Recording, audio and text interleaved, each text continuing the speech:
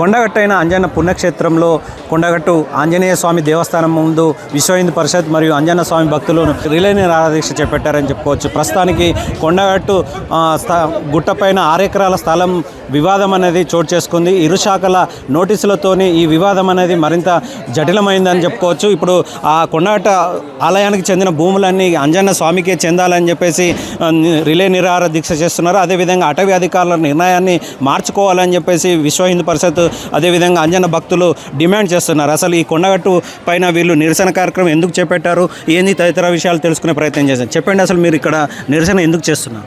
కొండగట్టు పవిత్రత గల కొండగట్టు దేవాలయాన్ని హద్దులు పెట్టి రిస్ట్రిక్ట్ చేస్తున్నారు. దీన్ని ఫారెస్ట్ అధికారులకు ఏం అధికారం ఉందండి? మాకు ఇక్కడ కొండగట్టు దేవాలయం కొండగట్టు గుట్ట అనే ఉంటుంది తప్ప ఇది ఫారెస్ట్ది కాదు. ఇది మేము దీన్ని వ్యతిరేకిస్తున్నాం. మాకు హద్దులు పెట్టి దీనికి ఇంతే ఉండాలి అంతే ఉండాలని చెప్పడం వాళ్ళు ఎవరండి? ఇక్కడ కొండగట్టు గుట్ట అనేది పవిత్రత, కొన్ని వందల సంవత్సరాలు కలిగిన చరిత్ర కలిగిన దేవాలయం.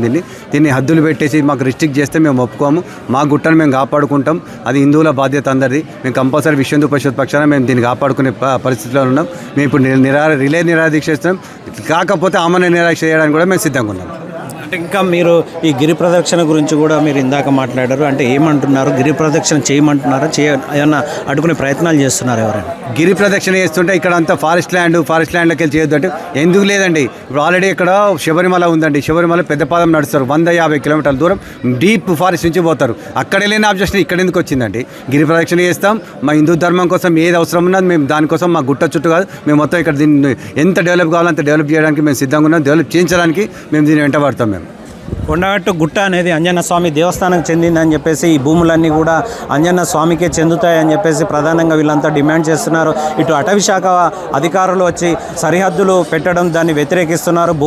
ఇక్కడ ఏ భూమి ఉన్నా కూడా దేవస్థానానికే చెందాలని, దేవాలయ అభివృద్ధికే చెందుతుందని చెప్పేసి వాళ్ళు ప్రధానమైన డిమాండ్ చేస్తున్నారు. భూములన్నీ అంజన్న స్వామి అని చెప్పేసి చెప్తున్నారు. జగిత్యాల జిల్లా నుంచి కెమెరామెన్ రవితో మైత్రి న్యూస్ హరి.